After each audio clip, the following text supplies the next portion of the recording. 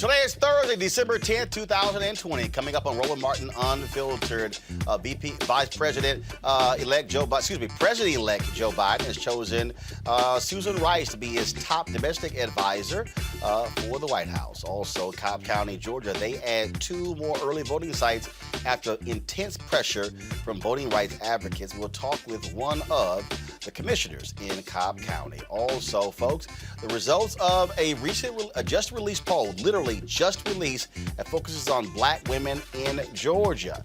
Oh, drama with these Trump people. These fools are filing his lawsuit. Now Senator Ted Cruz says he will represent the Trump administration if the Supreme Court takes it up. They won't. Now you have attorney generals in New York and Ohio filing suit against them, saying, how dare you? And 106 traitorous Republicans signed an amicus brief agreeing with that Texas lawsuit. What the hell? Including idiots elected in Michigan, Pennsylvania, Georgia. So if y'all are saying that the election results in those states were fraudulent, that means your election was fraudulent. Yeah. Also, folks, a COVID-19 update with a doctor whose heartbreaking post about the impact it's having on her personally and the medical community went viral. We will talk with her. Also, civil rights and FBI investigators are looking into the fatal shooting of an Ohio black man whose family says that he was holding a sandwich, not a gun, like cops said. In Minneapolis, the City Council have approved the budget that will shift about $8 million from the police department to violence prevention and other programs. That's called defund the police. In Minneapolis, legal panels are reviewing the case of a 34-year-old black man who has spent 2 decades in jail. Also, folks, today's crazy-ass white woman thinks she's immune to coronavirus. We'll show you what she said. And, folks, audio of that meeting in the White House with Biden and Harris, with civil rights leaders, it's been leaked. We'll show you what Biden had to say, and let's talk about his tone. It's time to bring the funk on Roland Martin Unfiltered. Let's go. He's got it. Whatever the miss, he's on it. Whatever it is, he's got the scoop, the fact, the find. And when it breaks, he's right on time and it's rolling. Best believe he's knowing. Putting it down from sports to news to politics. With entertainment just for kicks, he's rolling. It's on go, roll, y'all. It's Roland Martin.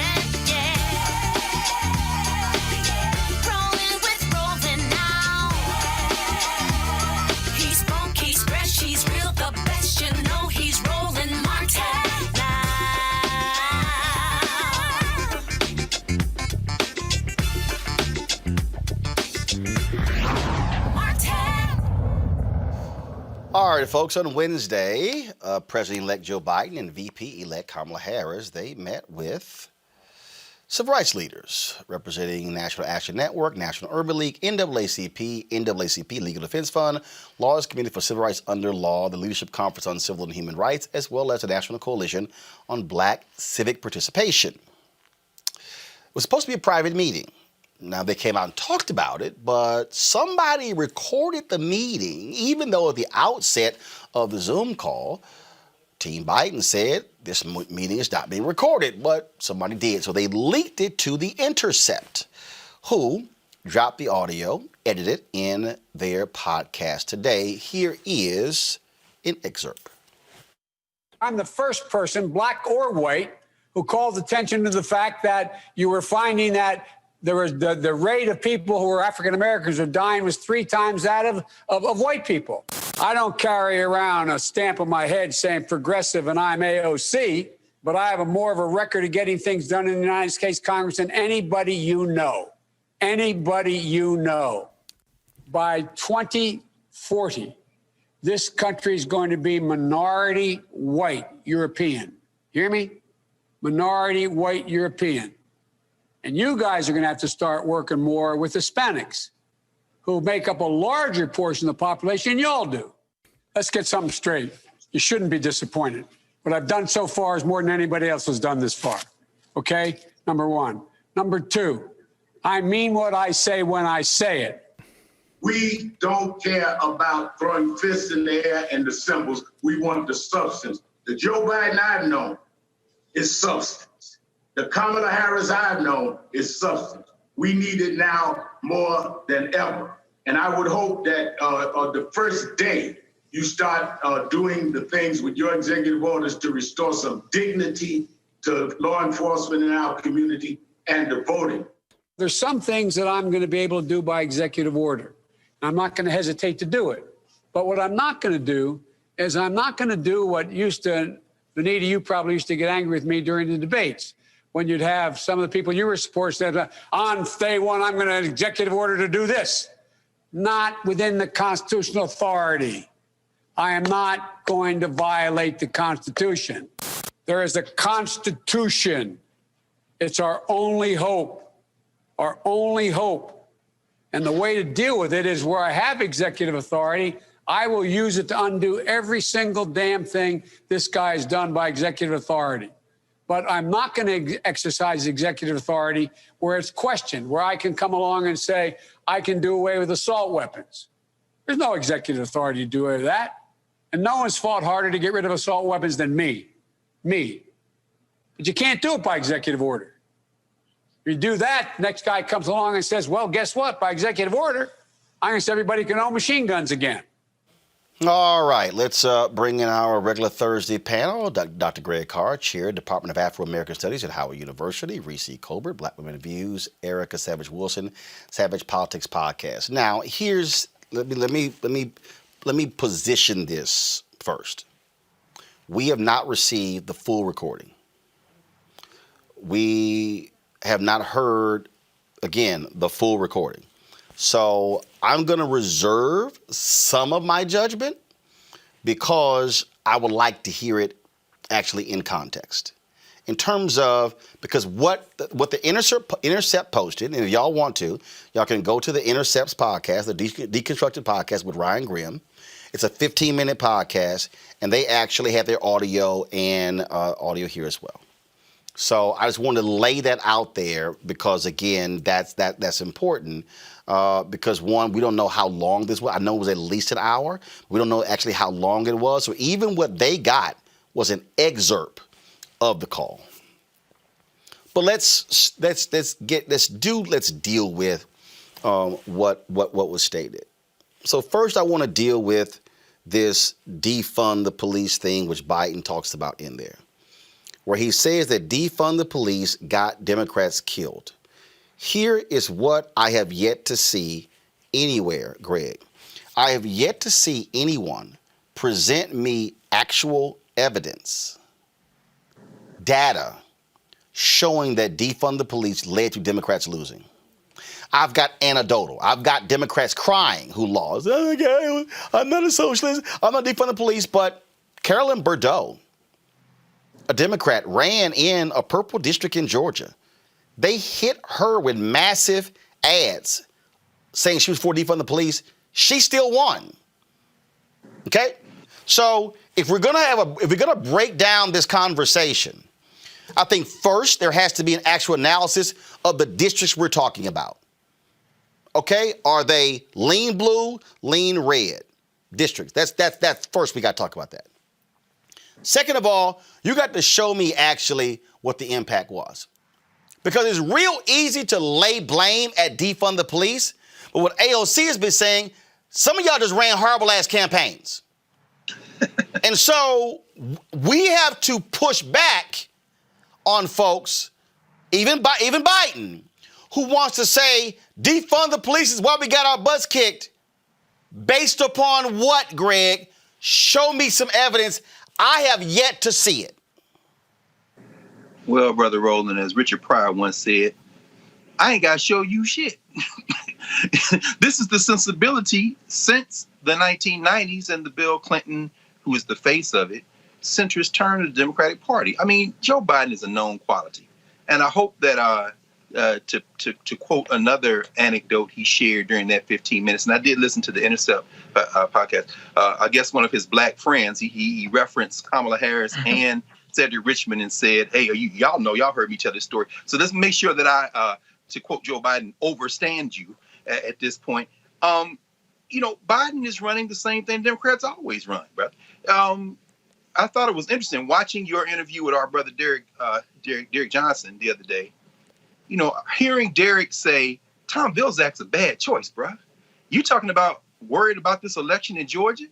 Shirley Sherrod is a civil rights hero in Georgia. You picking Vilsack at this point could endanger the January. And then Biden comes back with, I don't really want to talk about that. And while I'm on it, this defund the police business. You know, maybe I assure you, I promise you that all these things are going to happen after January 5th. But right now, we've got to win these elections. So, you know, I have sympathy for Joe Biden. Why? Because he's a Democrat. I have sympathy for all the elected Democrats. Why? Because they're dealing with a structure that they don't seem to have yet quite grasped. To quote Rush Limbaugh from yesterday and today when he said, you know, he fears that this country is moving towards secession. 74 million people showed you they don't give a damn about the American. So you talking about the Constitution, they talking about white supremacy. And so Joe's caught in the middle. As a white man, he can't give up on America. So I understand why he talked to them that way. And I'm glad they pushed back, at least from the 15 minutes we've heard so far. Reese, the thing that I'll say this here, and I got no problem saying it, Joe Biden, you need to watch your tone. You need to watch your tone. Kamala Harris needs to pull Joe Biden aside. Joe, you might want to watch your tone. Joe Biden, and he did during the debate, and he did it here, where I did this, and I did that, I did this, and I did that. That was last week. Now, first of all, let's be real clear. That works fine in a debate because you're trying to establish what I've done. But Reese, I think about this scene from my favorite show of all time, The West Wing. And there was a particular Latino leader who showed up at a basketball game sitting courtside with either a potential Democratic candidate or was Republican. And the White House was incensed. And they called him to the White House for a meeting. Well, so-and-so, what are you doing? We saw the game. We gave you this, and this, and this. And he said, that was last year. This is this year. The reality is this for black folks. Joe, what you've done the last 47 years is irrelevant to where we are today. It's what you're going to do the next 4 years that's going to matter. I agree with you to a certain extent. Listen, I'm not a Joe Biden apologist. Joe Biden was never my candidate. I think if people wanted somebody who was super civil rights, super black gung-ho, they should have picked Kamala or Corey. So we're stuck with what we're stuck with, which is it takes a white man to beat a white man. That was the mentality that a lot of people went into the election with. However, I will say this. Listen, I will never take anything from The Intercept at face value because I've seen how they operate. And this is the exact kind of thing that they did to Senator Kamala Harris, now VP-elect Kamala Harris, is they take splices of things and they edit it together and they present a picture. That I listened to that 15-minute clip. It was narrated with splices here and there and here and there, and it paints a picture of what it wants you to see. When I saw the feedback from the individuals who attended that meeting, Vanita Gupta, Sherilyn Ifill, and people who are very distinguished in things, people who are very credible, they all talked about how constructive and productive the meeting was and how encouraged they were from leaving it. So I'm not saying that, I'm not going to defend Joe Biden's tone. Joe Biden is a guy who talks loud. He talks aggressive. You know, obviously, we expect a certain level of, tone when we're talking to each other. I'm not going to defend that. But, outside of the context, if you just have splices of Joe Biden shouting like he always is, I mean, he's a 78-year-old white man. He shouts, okay? That's not revelatory to me. It is what it is with that. But, like I said, to me, I just look at it as it's The Intercept. It's a selectively edited clip. It's seconds taken out of an hour-plus long meeting in which everybody left the meeting feeling encouraged. I don't agree with every Joe Biden decision, but this is who we signed up for. Well, Erica, so that's how I feel about it. Erica, here's the deal. First of all, what individuals say publicly are not necessarily fully reflective of how the meeting actually went. So let's just say that. So why would they lie? Huh? No, because here's the deal. You're not going to come out of your first meeting with the president-elect and say it was a shit show. You're not. Right. What you're going to do, you're not. So it's a posturing deal, okay? It's a posturing deal.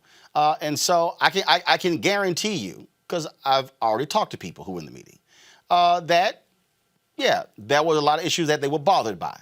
But again, you're going to come out and have a different spin because you're giving a public pronouncement. Here's the thing that jumps out the most here, Erica, and it's real simple. This is very simple. And that is this here.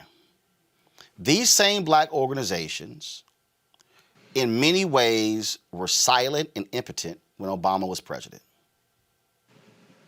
It wasn't solely because they didn't want to push Obama. It was also because when they slightly pushed Obama, their black base pushed back against them. So you've got Biden, Harris. Here's the deal. Biden needs to understand they are going to be aggressive because that's their job. It is the job to push him on executive orders. It is the job to push him on police reform, not the creation of another commission.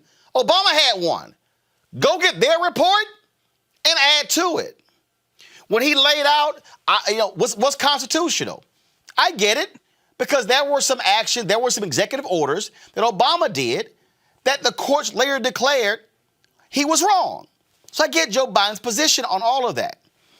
But when Joe Biden says in there, hey, Latinos, when they're going to be 2040, y'all got to work with them. I'm sorry. Kwesi Mfume, when he was head of the NAACP, did that in 1994, 95 when he went to LULAC. I remember it because I reported on it. So the reality, those things have been happening. But the point is this here, and this is the point that Biden is going to have to understand and Harris is going to have to understand, the entire administration, that in the last Democratic administration, a lot of black people were quiet. A lot of black folks didn't ask for stuff. A lot of black folks stood back and saw, no, didn't say anything. That ain't gonna happen. Biden, Harris, they're not going to get the same runway that Obama got from 2009 to 2016. So their job is to push. Now the question, Erica, then becomes, how far do they want to push? How aggressive do they want to go? So Derek was on this show. He talked about Tom Vilsack. I get it. Which now means that Biden, if you're going to stick with Tom Vilsack, let's holler at you. See, it's real simple. If Vilsack is going to be the nominee, we got to holler at you. We want to see concrete things done by you in the first 90 days, Tom Vilsack, because you're on the clock. Because of what you didn't do in 8 years under Obama. So this is what's going to happen. And I believe, and this is the last point, Eric, before I go to you, that there are inside people who work in the administration. They're the inside people. There are external people who are inside, meaning they're having the private conversations. But you always have got to have black groups who are outside. You always got to have black groups who never get invited to the meeting on the inside because, see, those folk, they got the swing on the outside, and the inside and the outside people got to be able to say, look at here, y'all might want to do this because if you don't, they are going to rise up. So the outside actually empowers those on the inside. Our failure under Obama is that everybody was inside and was afraid to be outside. Erica, go ahead. Sure. And then there's the runway that Donald Trump has had for the past 4 years that he's been able to get away literally with murder. We're talking 290,000 people now dead from COVID-19 and counting. I think that also a lot of the demands that are being made is because of, to be very frank and to be very honest, a lot of inactivity from the citizenry. So this is not laying squarely the blame of what has not happened on the citizenry, but there has been such an awakening in this moment. There is an understanding that there has to be an agenda that centers not only the base, but the community of people that built this country, the community of people who this was their country, and that is Black and Native folks. So when we kind of step into now, we're in 2020, we have an administration that we can actually debate with, an administration that we can actually argue with, an administration that we can leverage with. I'm very confident that everything that we would like to have done will not be done. I think that also that we've largely seen that there has long time been an issue with communication and the outside people, that pictorial that you painted, that those people don't regularly get within earshot or get an arm into these inside group.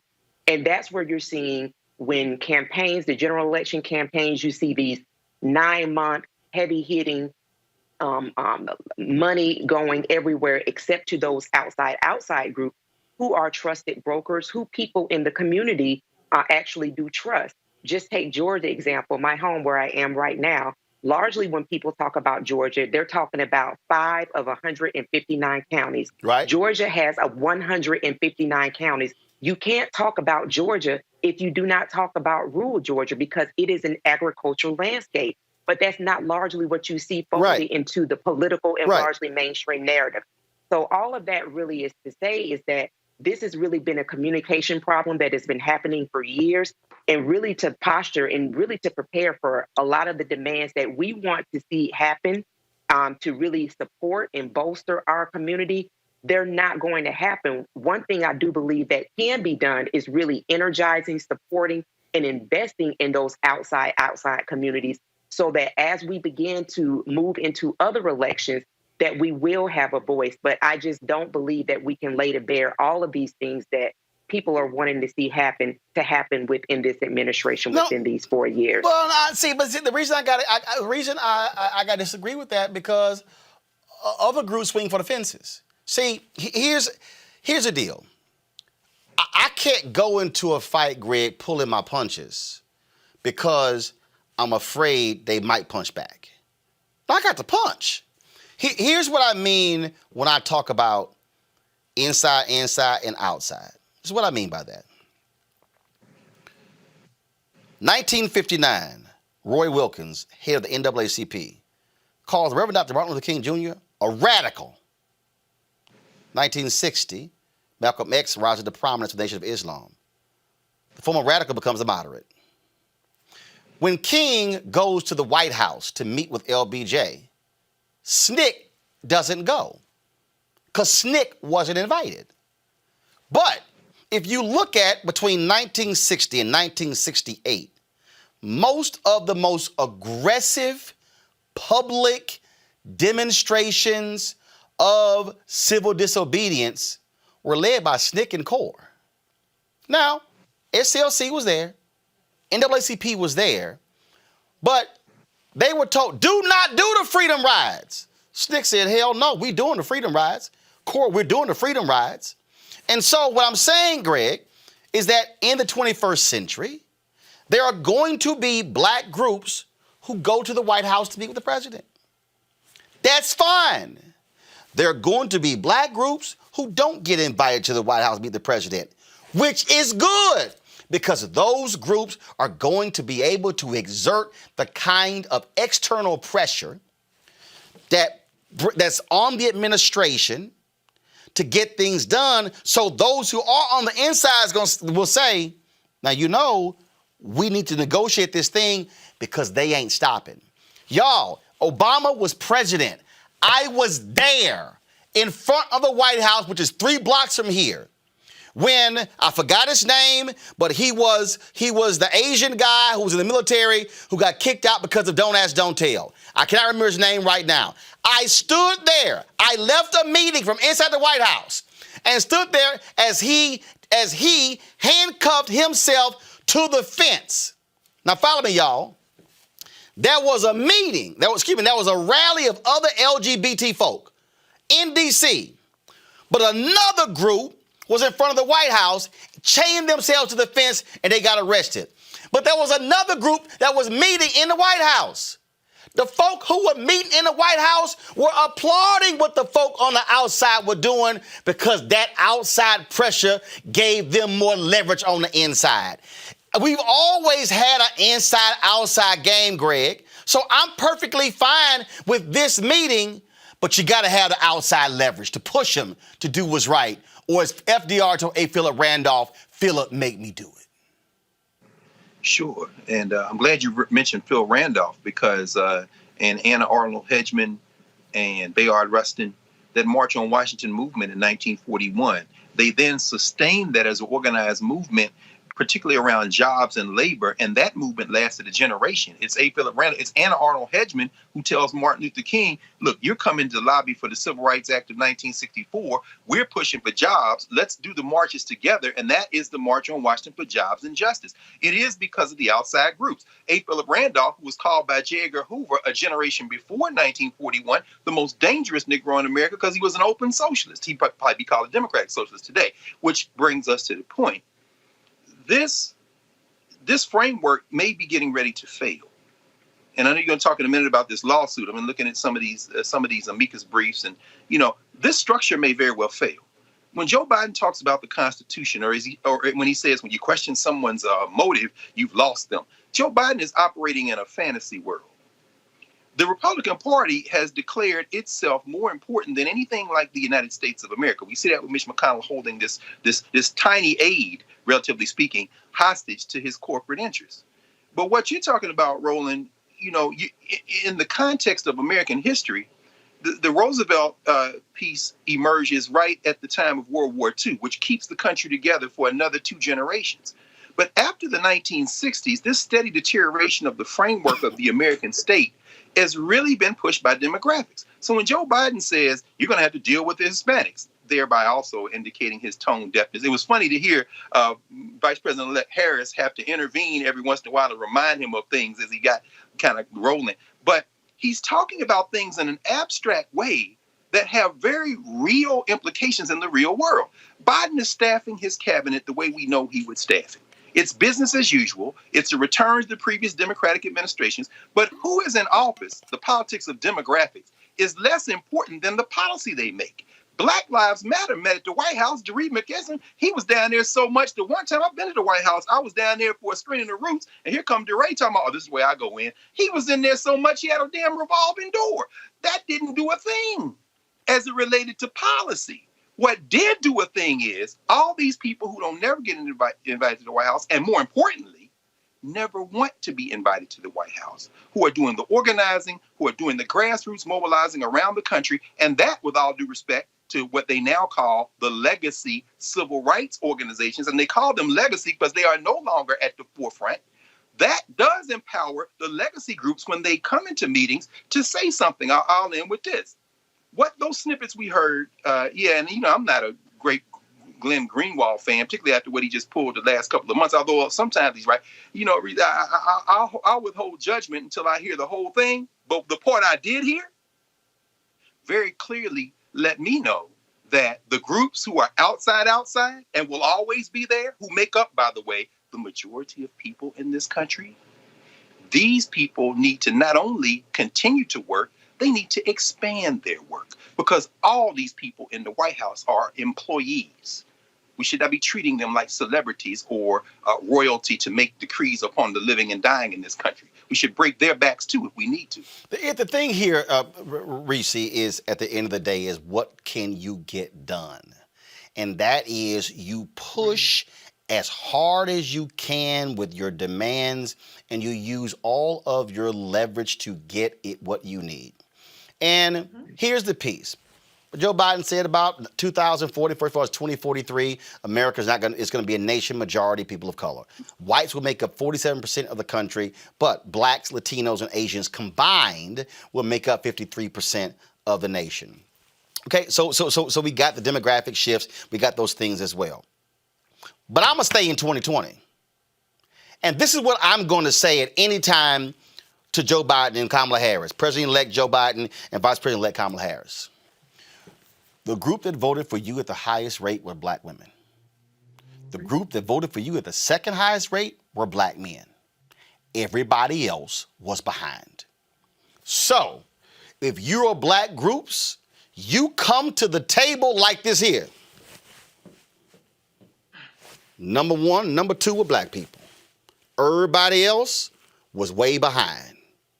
White women, 55% went for Trump. 65% Latinos. Follow me here. Black women, 90. Black men, 80. Next group at 65. So they should go in with demands. All I'm simply saying to our people is, don't pull your punches, you're going to have to swing on behalf of our people. That's why you're in leadership.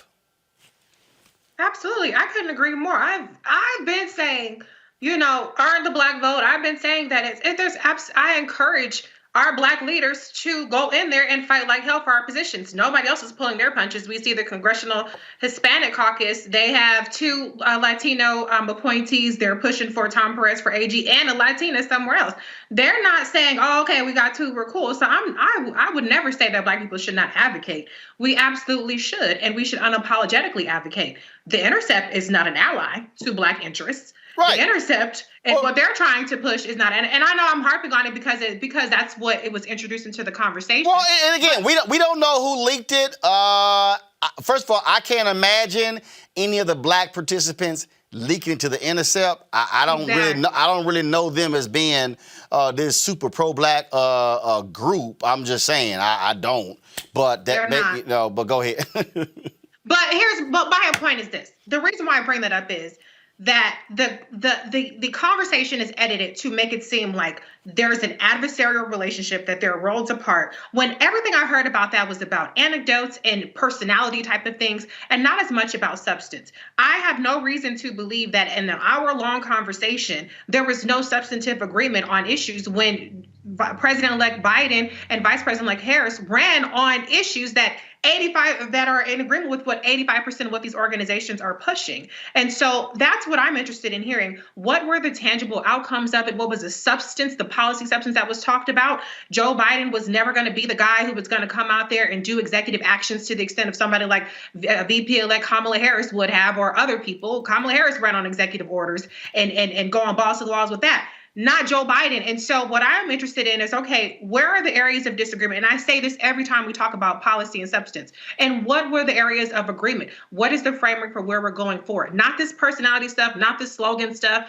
All that stuff, it don't really matter because Joe is who Joe is, and that's who we signed up for. So where can we get some actual policy things? And the whole Bills Act thing, that was already decided before the meeting. So of course he's not going to sit up there and backtrack on that.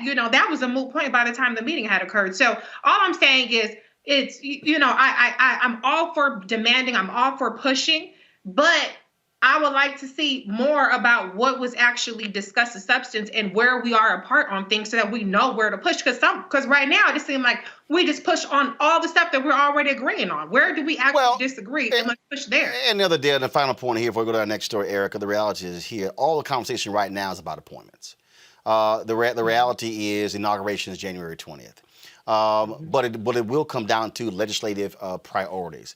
But again, the outcome of the Georgia Senate race also determines that. I mean, as simple as that. We could have all the philosophical discussions we want to. Right. If Ossoff and Warnock both don't, look, let's say Warnock wins, Ossoff doesn't. It's 51-49. You're still screwed. You're screwed.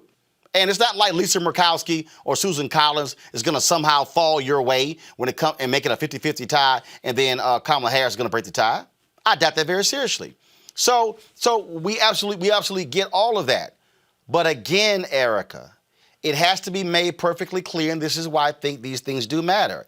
It has to be made perfectly clear to President-elect Joe Biden and Vice President-elect Kamala Harris that our job is to represent our people, and we're going to do that as aggressively as we can, and there are going to be times and we're going to piss you off. We're going to get on your nerves. Look, I know this, okay? There's a reason Obama has not sat down with me about his book. No question. Okay, I'm real clear. I know why I never got an exit interview with Obama. And I know why. Again, we finally got the book. Finally got the book. Why? Because I used my platform to critique and push him aggressively, and him and his folk didn't like it. Well, guess what? That's my damn job. And if I never get an interview with Obama about his book or the next 2 or 3 he gonna write, I'm good because I did my job. I'm not interested in the photo op. I'm here to step up and represent the interests of black people, and I'm going to do that. And the same thing for Biden and Harris. I'm going to do it. And guess what? The White House is 3 blocks from the offices of Roland Martin Unfiltered, y'all gonna see me a whole lot. Right. And here's where I'm landing on that point. You know, this for me is noise at this point, because what I look at is that there should not be a Senate runoff race. If there was work that was done during the general election to make sure that voters were galvanized, that we should have picked up a Senate seat in Mississippi, that these two Senate seats that are now a runoff election, that those should have been picked up as well.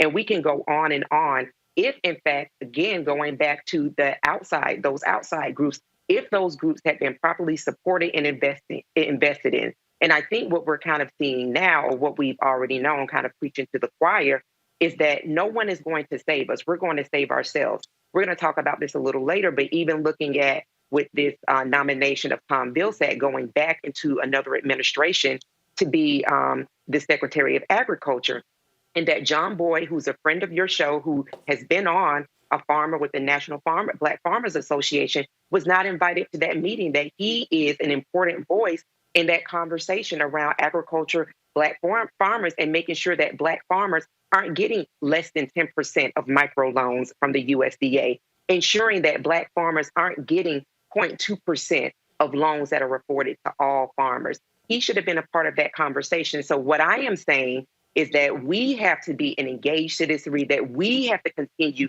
to engage, inform ourselves, so that as elections come forward, as they continue to happen the next 2 years, the next 4 years, that we will continue to empower ourselves, like you laid out before with the historical anecdote, so that when it is time for us to make noise, it is not that we have made all of the noise, and not saying that this is what this been just in 2020, that we have galvanized millions and millions of people, the base, the people that came out and continue to save this country, Black men and Black women, and say these are our demands and expect them within a specific time frame. And here's the deal. Again, the Tom Vilsack get confirmed by the Senate.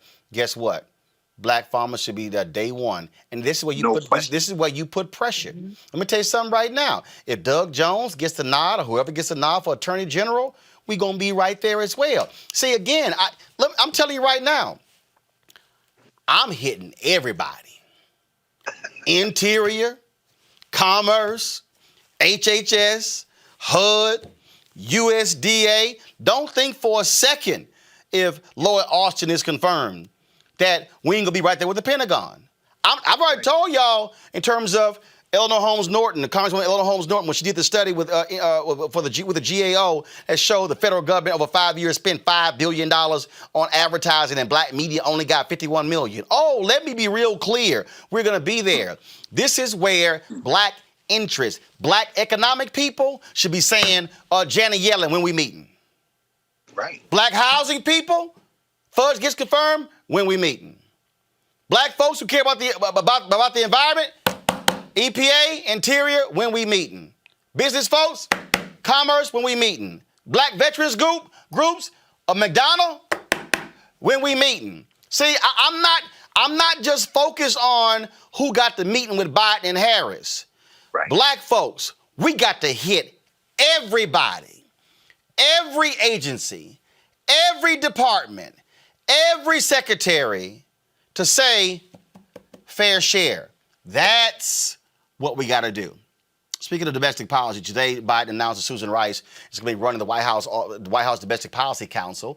Rice, of course, served as former national security advisor and ambassador to the United Nations under President Barack Obama. She was vetted to serve as Biden's vice president and was continued to be Secretary of State. However, that position went to, of course, Antony Blinken. According to various reports, Biden's team was looking to find a high-profile role for Susan Rice that they thought was a perfect fit, but also didn't have to go through all the drama being confirmed in the United States Senate because Republicans are still pissed off with her because of Benghazi. She has significant foreign policy experience, but also this is going to be, of course, a whole lot of domestic policy. That's what this is, Domestic Policy Council. And one of the areas they say she's going to be working on deals with the issue of racial equality. So we'll see what happens with that. And so certainly congratulations to Susan Rice, and I can't wait to have her back on our show as the head of White House domestic policy, just like all the other folks as well. I'm telling y'all right now, let me just, before I go to Cobb County story, let me just go ahead and say this. And because I really believe this has to be our call to arms, if you will. And you just heard me talk about that with our panel here.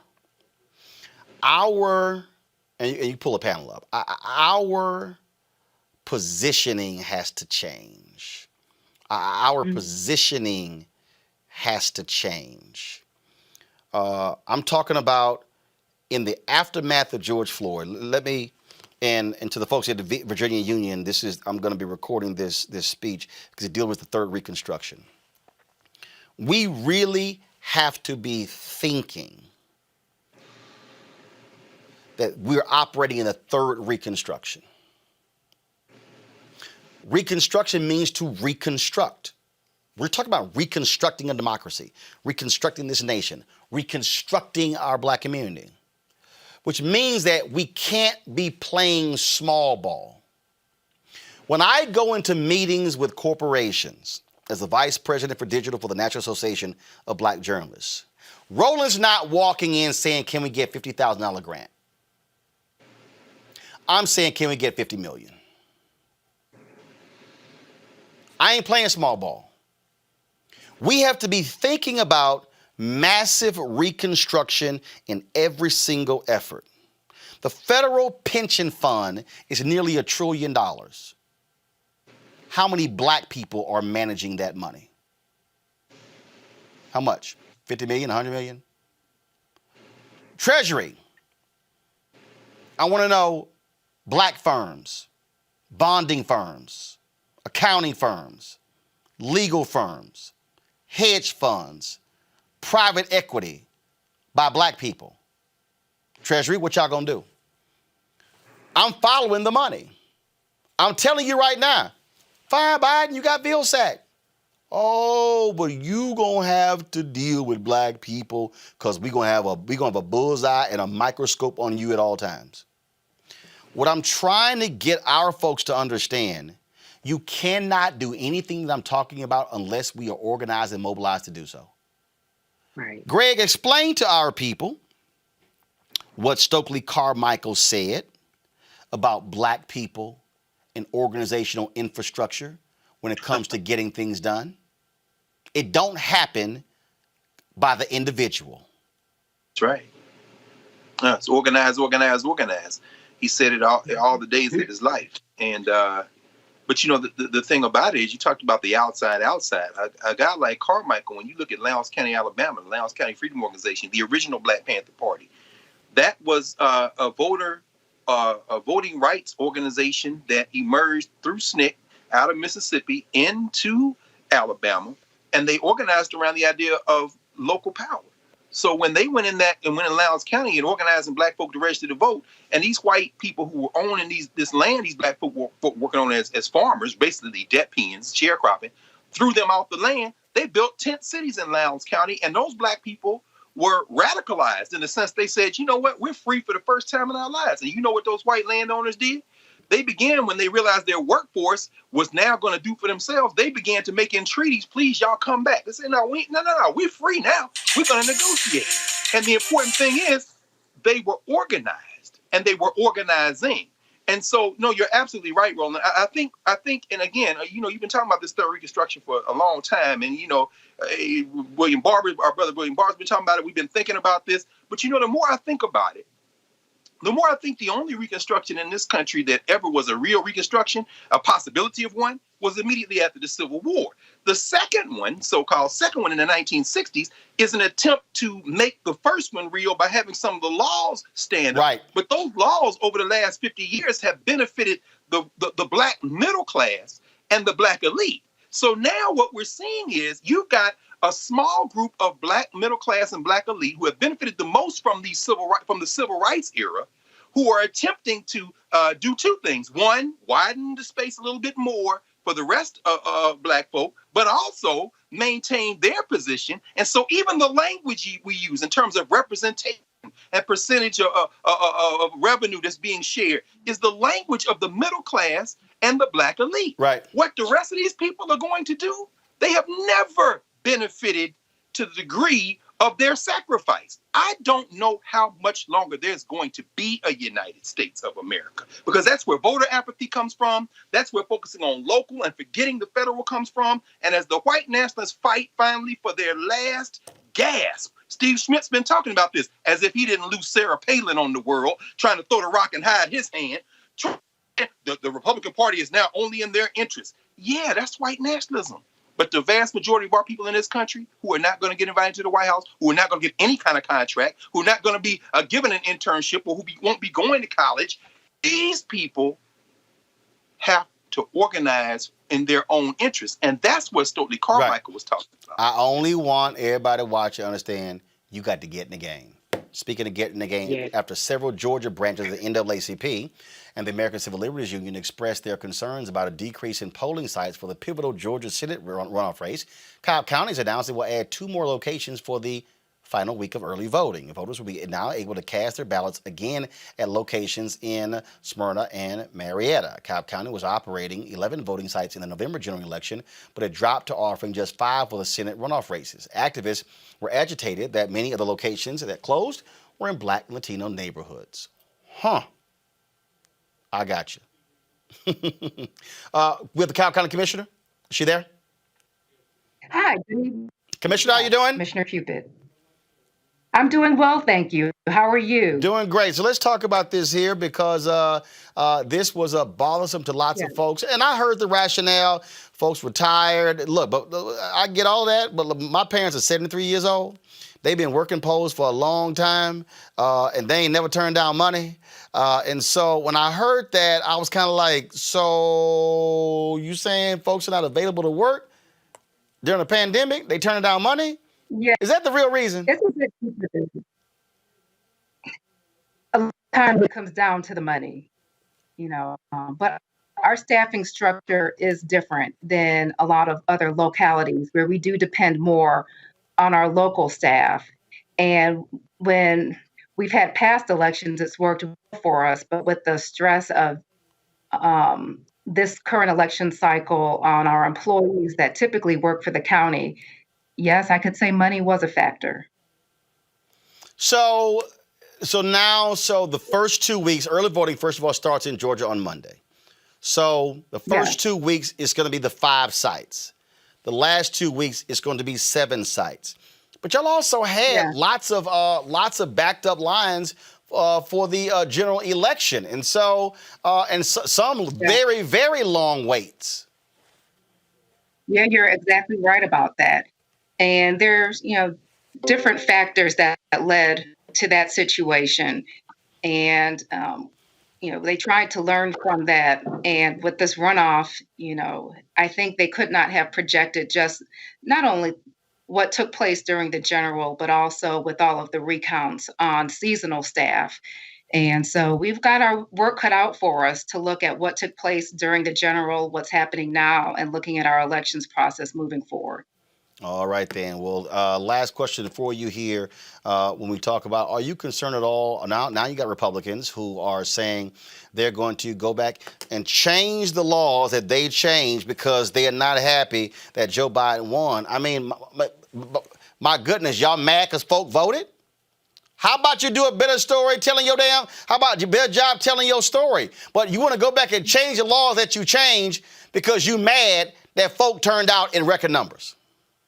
I hear you. I mean, leading up to the general election, you heard concerns on the other side of the aisle, and post-election, you're hearing it from the other. So, I think looking at it in a bipartisan manner, at the end of this, there's probably going to be changes desired on all sides.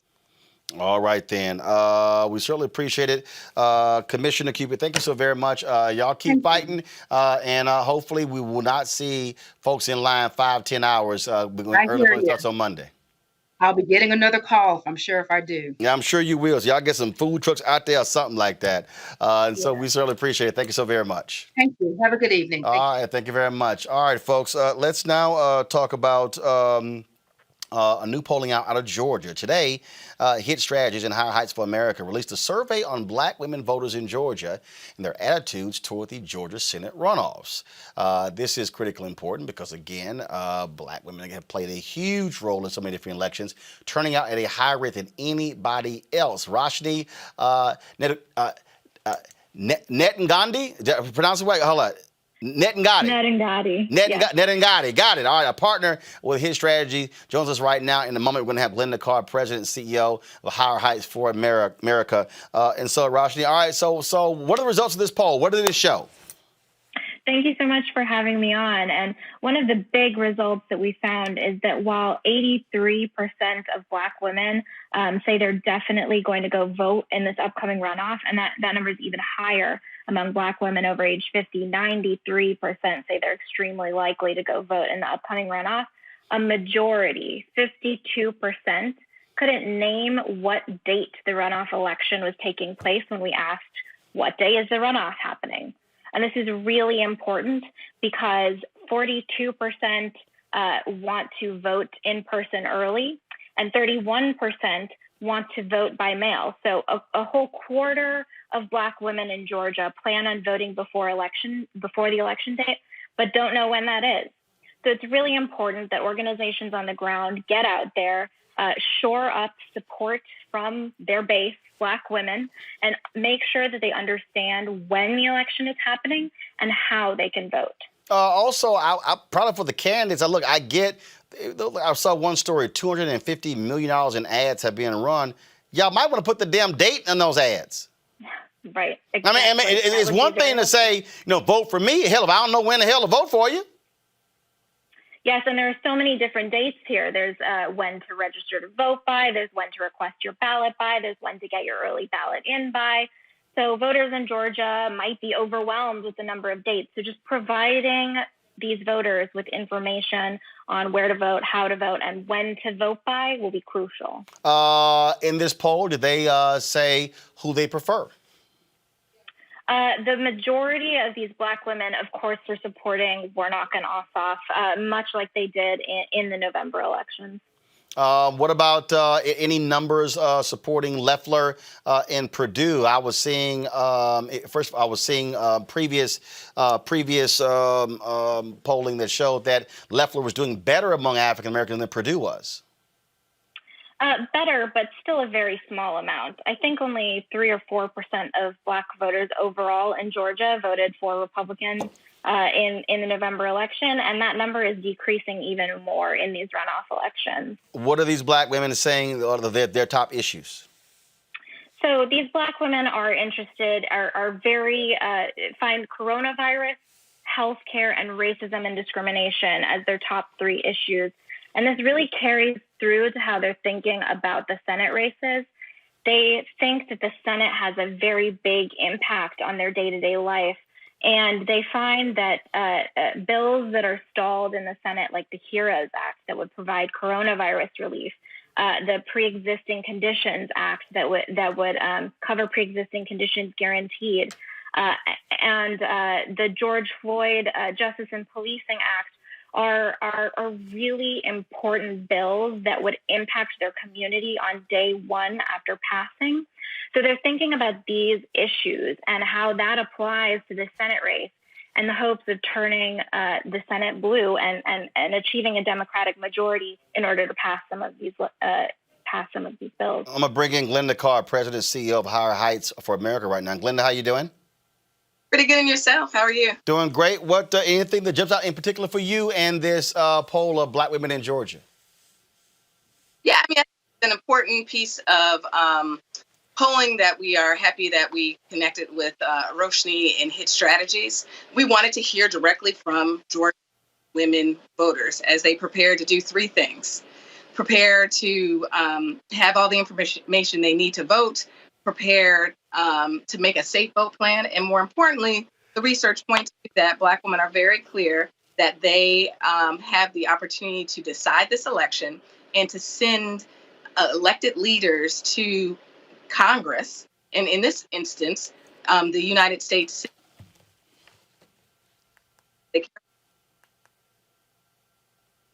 Is Glenda still there? I thought, did we lose her?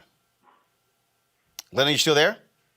Yeah, you said okay, what? yeah. Audio broke up there. Glenda, what needs to happen with groups on the ground? Because if the numbers are showing a lot of people have no idea what this runoff even is, I mean, that's going to be a huge thing where people actually know what's going on. And there's always this natural drop off for runoffs anyway. And this is where the black vote could to be even more important in the runoff if you had that sort of drop off. Is, as you said, there are boots on the ground. We spent the last month and a half talking about the amazing organizers in Georgia, and it is about us making sure that voters have the information they need. And we have to go back to, the way that Black women always organized. Like, until the day my mother died, she would call me and my brothers on every election cycle to ensure that we had a vote plan. So that is what I suspect Black women will be doing while they are preparing for the holidays, as they are caring for their loved ones during COVID-19. And frankly, as you know, people are concerned about the economic uncertainties of this time. But this poll points to that they're very clear that they know that we need to send leaders to decision-making tables on the local, state, and national level that will send. Roshni, our last question for you. Was there anything particular that Black rural women differed with Black women in cities? In that less in our rural counties in Georgia, they actually say that they are less likely to vote than those in urban counties. So I think making sure that not only everyone has information, but making sure that our turnout operation is also focused on rural counties to make sure that rural Black women are represented as well. That absolutely is important. And folks, just to underscore that point, we are going to be on the ground in Macon, Georgia, and Albany on Saturday, Columbus, Georgia on Sunday, and we'll be partnering with Black Voters Matter next week to hit several other cities as well. And of course, Joe Biden announced today that he is going to be traveling to Georgia on Tuesday to campaign for Raphael Warnock and John Ossoff, and we're going to be there as well. So we certainly thank both of you for joining with us. Give us the update on the poll. Where can people, if they want to read it for themselves, where can they go to read the polling results? They can be both on both of our websites, higherheightsforamerica.org and hitstrat.com. All right, Roshni, Glenda, we certainly appreciate it. Thanks a lot. Thanks for having us. All right, go back to our panel here. I'm going to start with you, Erica. What she just said, I've already been talking to people in Georgia, and that's what they said, that look, so much attention is focused on big cities in Georgia, but the margins are going to be in rural Georgia. We were in, of course, Warner Robins on Sunday. The turnout in places like that is going to matter. Athens is going to matter. And again, there's always the attention. And when I've been reaching out to these various groups, I've been saying, hey, where are y'all going to be? And they keep saying, well, you talking about Atlanta? I'm like, no. First of all, Georgia ain't that damn big, okay? Now I'm from Texas. I ain't trying to hurt your state, Erica. But it ain't that damn big. Everything is like 3 hours. That's down the street for us in Texas. So I was like, y'all, just tell me where. Stop thinking we're only going to go to Atlanta, because it was like, well, Albany, 2 hours from Atlanta. I'm like, hell, I drive 45 minutes to work. That ain't nothing. And so I said, we got no problem going out there. The organizer is going to have to be, and the money from Warnock, Ossoff, the DSCC, and the state party is going to have to be in rural Georgia, because if you can pick up 1,000 here, 1,000 here, 2,000 here, 1,000 here, that's the margin of victory. Yeah, absolutely. Biden won Georgia by 12,000 votes. And I have been saying this and screaming this from the rooftop. There are 159 counties in Georgia. I am from Albany, Georgia, from Dougherty County. And so what people commonly talk about when they talk about specifically Southwest Georgia is everything that's below Macon, Bibb County is below the gnat line, because gnats are very much so common in Southwest Georgia. Well, stop. Translate for him. Stop. Did you just say the gnat line? That is exactly what I said. And everybody from Albany, from Southwest Georgia, is bobbing their heads right now saying, What? "You right, E. I'm sorry. You absolutely right, Can you E." explain again what the hell the NAT line is? That's GNAT. Absolutely. The NAT line. Right. So that's kind of to disparage Southwest Georgia, even though it is home of the unspeakable Albany State, a historically Black college university, Albany State, that a lot of people graduated from. My late grandmother, was one of the first graduates in our family from Albany State, then college, now university. But yet that's what people call it. Albany is home to the Marine Corps Logistics Base, it's home to manufacturing company. P&G has headquarters there, Miller Coors does. But that's a term used to disparage it. And so I'm saying that to connect the dots when people think and talk about rural Georgia, which really powers the agricultural economy. There are on-the-ground groups that are out of the loins of Shirley Sherrod, who is from Baker County, which is right next to Dougherty County, the Southwest Georgia Project, that are doing the work. But here again, we're talking about investment. Here again, we're talking about having the type of attention that's needed. I'll be home this weekend as well to work with groups that'll be down there on getting people prepared to early vote on Monday. But now, unless there's a Roland Martin Unfiltered there's not that type of attention that's paid to a county that has about 90,000 people when you include the city and the county. When you take away the city, it's about 77,000 people, but it's 60+% Black woman Democratic voting bloc that definitely does change elections. That is where investment, that is where eyes need to be. When you're talking about Carroll County, when you're talking about all these people, these places, Stewart County, home of a detention center where you talked about this on the show earlier this year, where there was a doctor that was essentially sterilizing women who were held in those detention centers. That is right in Stewart County. That is 30 minutes away from Albany. These are where people are. People live, breathe, and eat in these counties. And unless we have people that are supporting the on-the-ground organizers and groups and folks out of churches that are constantly saying to people that are producing engaged citizenry that this is how we're going to partner to make sure that you understand that December 14th is the first day of 3 weeks of voting. And then January 5th is when the actual vote actual vote goes for people to be able to vote in their actual centers. Unless that's made very plain, unless you talk to people in their language, all of the focus will be on the one urban center, which is Atlanta. Well, look, you should give us, look, we ain't got a problem taking the show there. So give us a list of places where we can roll and we can connect with local organizers and we'll see how they feel if we bring Roland Martin Unfiltered to those places in rural Georgia. The NAT, was it, what you say, is it below the NAT line or above the NAT line? Below the NAT line because it's Southwest Georgia. So that's because let me be real clear. I'm from Texas. I don't give a damn about no gnats. Unless your ass got some like human-sized mosquitoes, a gnat don't do a damn thing. Hell, a gnat just pester you. A mosquito will suck the blood out of you. So I can deal with them little gnats. Reese, ground. It's all turnout. That's just the bottom line. It's turnout. I mean, look, all these consultants, they can talk about putting all this money on TV and radio because that's how they get paid. But I'm telling you right now, the black folks in Georgia should be yelling, screaming, where is the ground money? If they are not hitting those places, I'm telling you, it's the margins. Biden won by less than 12,000 votes. These Senate races are going to be close. They can actually, look, you know what's going to happen in these cities, but if you can pick up 5, 7, 100, 1,000, 1,500, 2,000. Hell, that's how, look, Republicans bank on rural votes. They run up large margins in rural votes. Democrats ignore rural voters, focus on cities, and that's how they win. Because guess what? When you add 30 rural cities together, hell, you might outnumber a big city. Right. Yeah. I mean, Democrats always get completely annihilated in the rural areas, and that's because of the lack of investment. I mean, I'm hoping that what we see this massive influx of cash for organizations like Fair Fight Action, and shout out to Stacey Abrams. She does an incredible job. And we're seeing, some influx of cash for places like Black Voters Matter, Latasha Brown and Cliff Albright do an amazing job as well.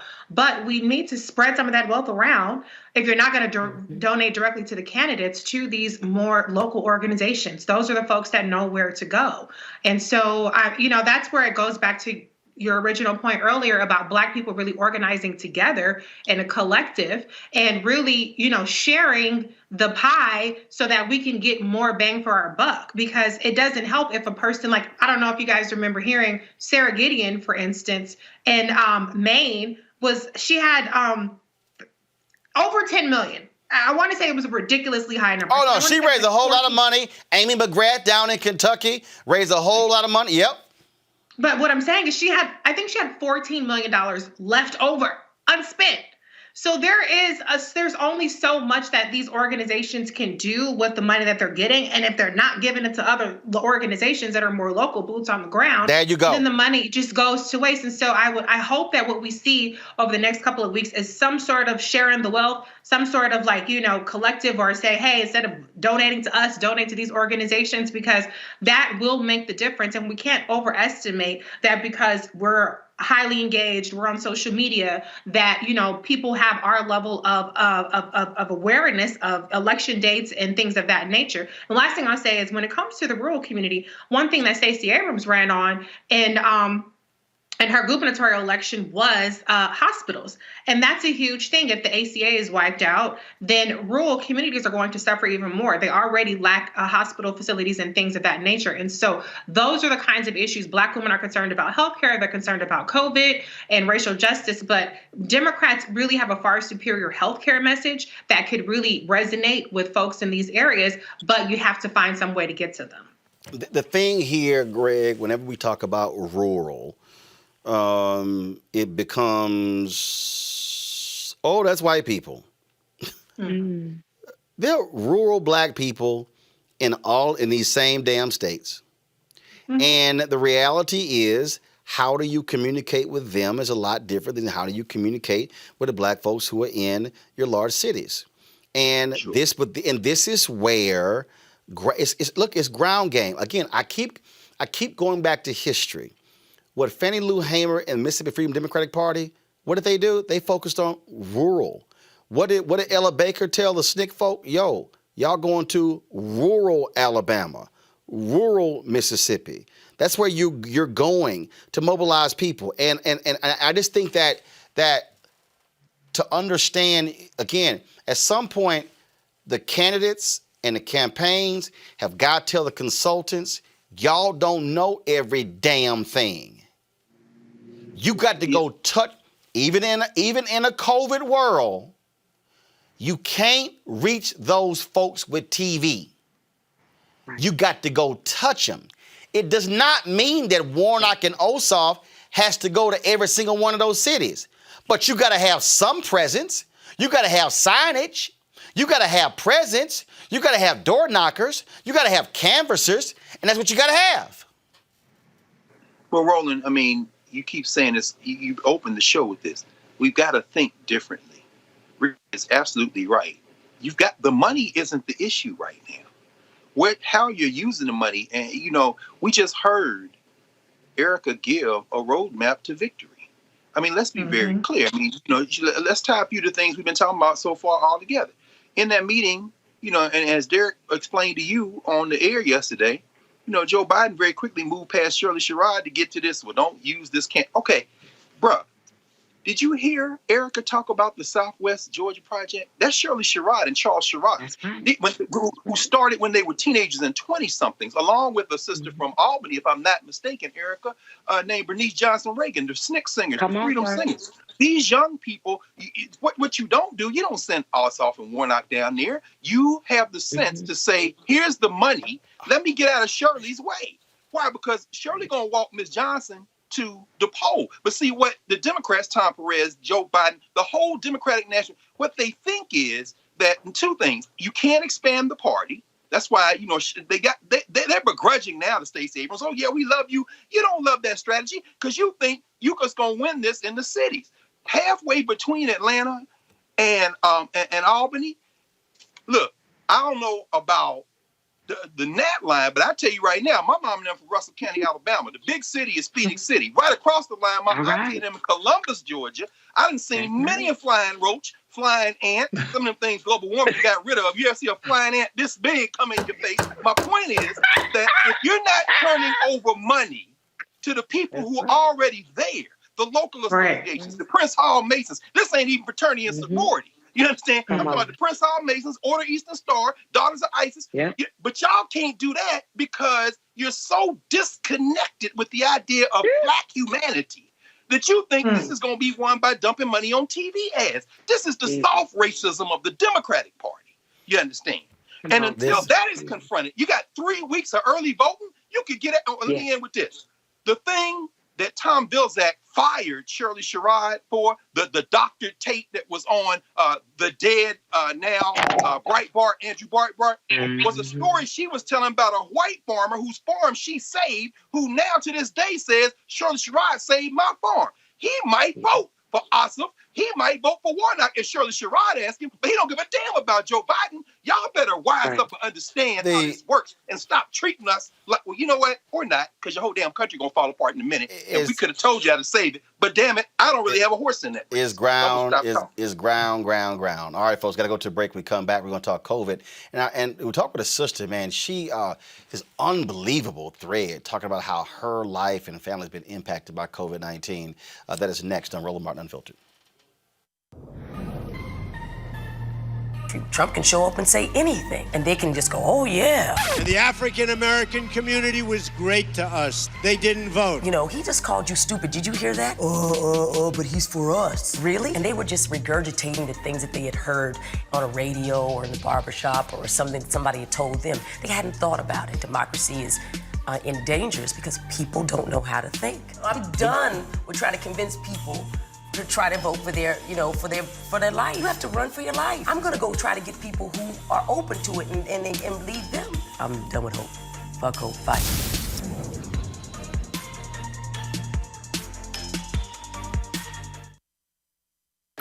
And I come to ask you to go all out. Just see what a power you can be. Let us march on ballot boxes. And that is to go out to vote. For this is the way we are going to straighten up the South and the nation. Let us march on ballot boxes till men and women will no longer walk the streets in search for jobs that do not exist. Walk together, children. Don't you get weary. One day, Georgia will be a better state. This is our Georgia, where the ordinary accomplished the extraordinary. And a new American story was written. This is our Georgia. We don't wait for change. We are the change. We keep climbing to the mountaintop and always set another seat at the table of brotherhood. This is our Georgia. We honor the sacrifices of the past, carry their work forward. Because democracy doesn't stand still. It must be protected, fought for, practiced every day. Let us march on ballot boxes until brotherhood is more than a meaningless word at the end of a prayer, but the first order of business on every legislative agenda. Let us march on ballot boxes.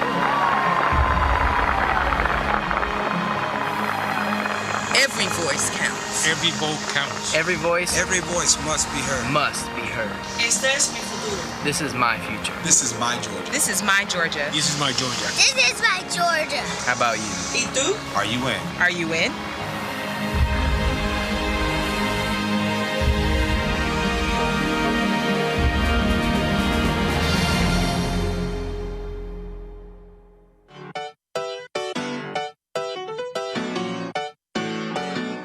We got power.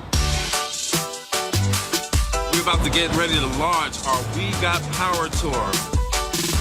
Slim and I are going on the blackest bus in America. We're hitting the streets again. We're going to be going through at least 12 states, maybe more. I'm just really excited. Now, it's a little bit different this time because COVID-19, we've got to wear masks, we've got to be socially distanced, but we are very committed that we've got to get in the streets and inspire and encourage our people in ways that are socially distant. Ready to hit the road, ready to see our folks, ready to be socially distant, ready to mask up. On our way to Pennsylvania, we'll be there for 2 days, and then we're headed to Ohio to Cleveland. We're going to be just spreading a lot of love and building a lot of power. The very last day, we're going to be out here on the ground in these streets because our people need us. Can't stop, won't stop. Register to vote. You can even request your online vote by mail ballot by clicking the link or by scanning our QR code with your camera. Vote early. Vote today, because we got power.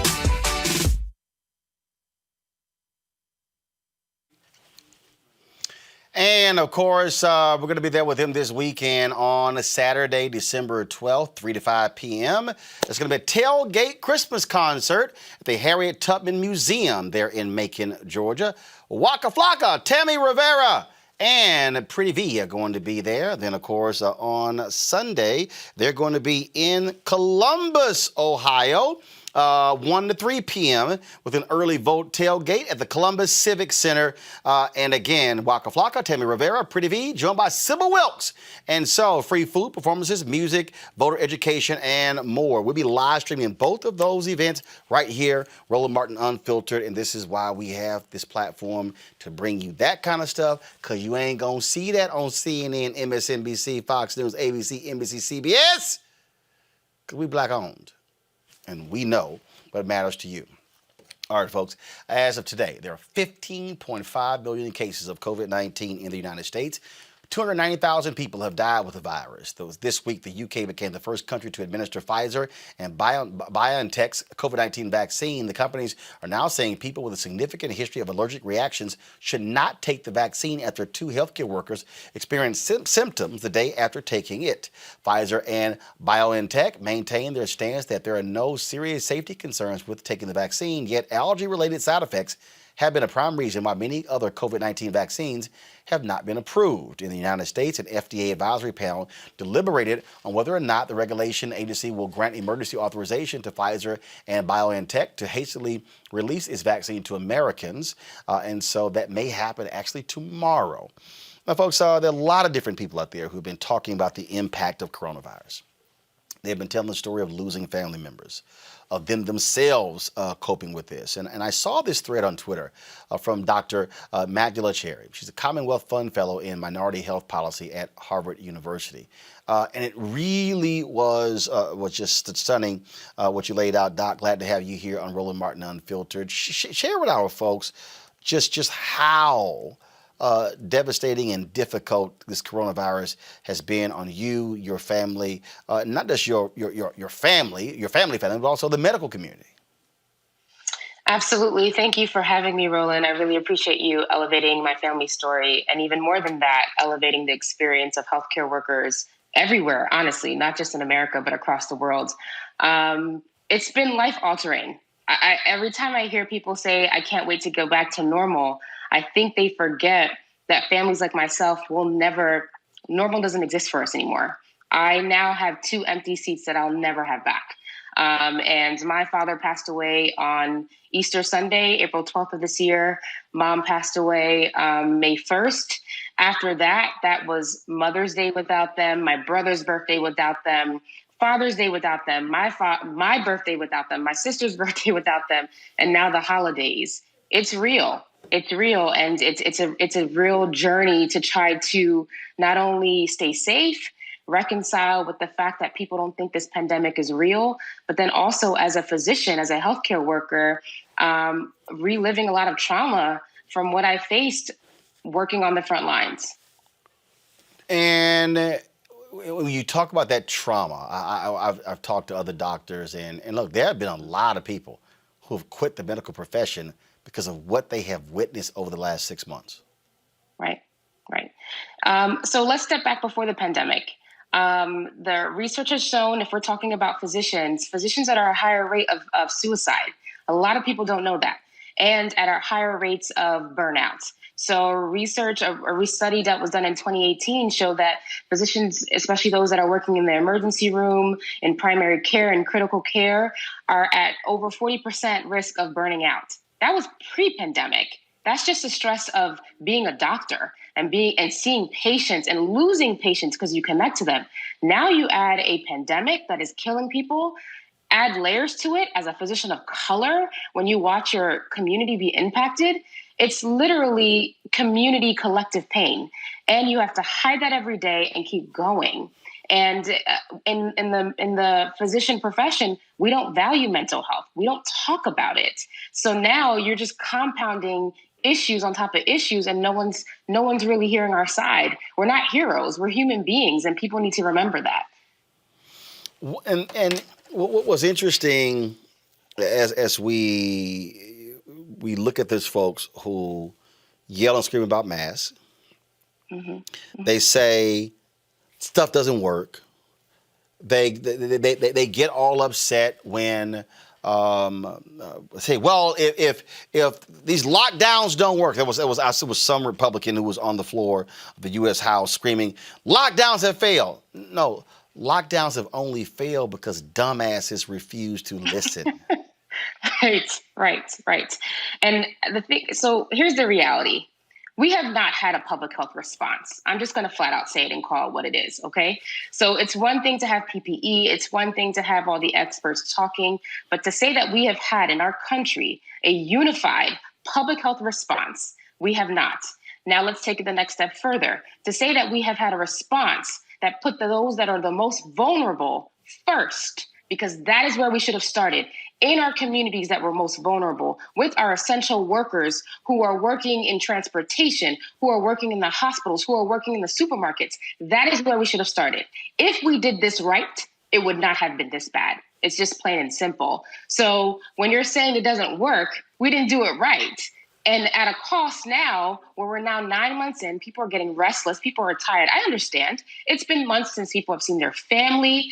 There's so much uncertainty. We don't know what's happening. Things aren't clear. And let's be honest, there's a mistrust of our healthcare system. I get why people are getting restless, but it's not a matter of it not working. We never started, and we failed to do it right.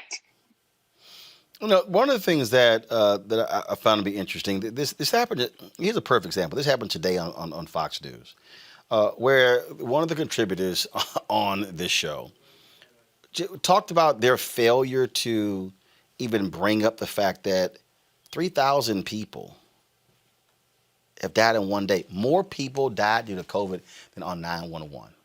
And Harris Faulkner, I know Harris, got indignant because all the woman was doing was bringing up something that was truthful. Well, listen to this.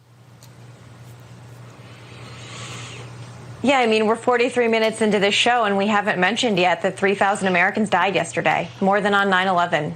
And every day for a while, we're going to have that many American deaths. And so I agree that the regulations should be driven by science. I've always said that. And I've also always said that outdoor is much safer than indoor. So I don't want people putting in place regulations that aren't driven by the science. But I think that there are public health officials and leaders in this country who are drowning, and their people are dying, and they are trying everything, and they're not always perfect, and it doesn't always, some people don't like them, and they do hurt businesses. They're trying to help businesses. Congress should be doing more to help businesses. But as we debate these regulations, we cannot lose sight of the tragedy that is unfolding every single day in this country, in large part because people want to go about life as normal, and a lot of people don't want to wear masks, even though the evidence is overwhelming that they save lives. Well, Los Angeles. Dagan, can I just quickly say, because I feel like, Marie, you took a shot at us there. And maybe you felt like it was necessary, I don't know. But if you don't think that our hearts are big enough to mourn for the people whom we have lost during this pandemic, what exactly are you trying to say? That is offensive, and it is not true. It is not true. But the best way to protect those people that we love so much is to make sure that the decisions that we make give them longevity after the pandemic as well, and to get what we do right based on the science, not just, oh my gosh, the numbers are ballooning. Let's just destroy everything in the process of trying to save it. You're right, we have learned a lot. It didn't just happen 9 days ago. It's been months now. The scientists are teaching us, again, new stuff. Let's live by that. But please, keep your judgment someplace where you know you can fact check it, because you can't see my heart. And trust me when I tell you, it hurts all of us to lose those Americans and people around the world. Then let's talk about it. Let's talk about that more than We are talking about democratic hypocrisy. Well, we aren't enough. We are it's talking my about opinion, it. We're talking about and what I get to works give my to keep opinion. Americans in line. How about telling us the truth in the beginning about those masks? See, Dr. Cherry, here's what I found to be interesting. All she was saying was, how have we gone 43 minutes? We got this country and western singer, John Rich, who sucks up to Trump and Mitch McConnell. And we're having a discussion about, and he comes on discussing a song called Nancy and Chuck, all right, Slam the Democrats. And what she's saying is 43 minutes have gone by and we haven't even mentioned that 3,000 people have died. And then Harris Faulkner gets indignant because she actually brings up a fact. We haven't even brought up 3,000 people died yesterday due to COVID. Right. Right. And that's the problem. That's why I put my thread. I have colleagues who are in the hospital, who are working, who are stressed, who are going home crying, who are separating themselves from their family, who are getting frustrated. A lot of them are now seeing the Thanksgiving surge, the people who didn't listen and had big gatherings, and now they're spiking. Those numbers are coming in. And one of my friends just said, one patient had 2 family members die. She walked into the hospital room to see that same person watching the funeral of their brother. That's what's happening, and we're not talking about it. So when I sat there and I just thought about what my family had gone through, what I have experienced as a physician, and no one was talking about it, I just had to just write my thoughts. And if I could show you my inbox, if I could show you the messages I got from healthcare workers that literally brought me to tears, that said, thank you for putting those words on paper. It resonates with me because people don't understand. They're forgetting that we're human and we're literally at our breaking point. So when we don't bring the numbers up, we're disrespecting the people who are sacrificing every single day and putting their lives on the line. This was a graphic Samuel L. Jackson posted on his Instagram page. And it says, deadlier days in American history. Number 1 was the Galveston hurricane, 8,000. I think that's supposed to be Vietnam. Number 2, 3,600. 9/11, 2,977. Last Thursday, 2,861. Last Wednesday, 2,762. Last Tuesday, 2,461. Last Friday, 2,439. Pearl Harbor, 2,403. It's ridiculous. It's ridiculous. And like I said, like for families like myself, this is every day I'm waking up and I'm pushing myself because I won't see my mother again. She's not with me. My father is not with me. I'm trying to remember memories of them because if you would have told me I was losing both my parents in a span of 3 weeks in a pandemic, because we don't care, and we specifically don't care about Black and brown individuals and communities, it tells us a lot about our values. Dr. Magdalena Cherry, we certainly appreciate it. Thanks for joining us. Thank you for having me. Bring back my panel here. It's very interesting when you still look at this response, when you have this idiot, this absolute idiot, praise me for Operation Warp Speed. Dude, you failed miserably. And to see these people, Reese, when you see these idiotic Republicans, when you see these folks surround the home of going after the governor, Secretary of State, and they're attacking folks, and they're how dare you about the mask? And I'm just sitting there going, and again, okay, if you want to die, go right ahead, knock yourself out. But they're literally killing others, and the response is, oh, y'all going to destroy the economy in doing so. Well, you know what? If you have no people, you ain't going to have an economy. Yeah, unfortunately, it seems like their message of being anti-science and anti-intervention is working, because we're seeing polls out. One of my friends sent it to me, a recent Ipsos poll where people are less concerned. 9% of the numbers have dropped by 9 points of Americans that are concerned, whether it's very concerned or somewhat concerned about COVID, despite the fact that these numbers have been skyrocketing every single day, with each day practically setting a new record for the most number of deaths in America from any kind of situation. And so we still have a lot of work to do. The vaccines are not a silver bullet, because it's going to take at minimum 6 months before we even get, a majority of the population vaccinated, if people do choose to vaccinate, which there is a lot of understandable mistrust of vaccines, but then there's a lot of just also pure stupidity when it comes to these vaccines. And unfortunately, we have a shared public health a stake in this, and so we can't afford for just people to just be stupid on their own time, because that impacts us. So we have to keep masking, we have to keep social distancing. And the last thing I do want to say, that I want to address something I saw Fabulous today. He wrote a post, and he said the most dangerous profession in America is a Black male rapper.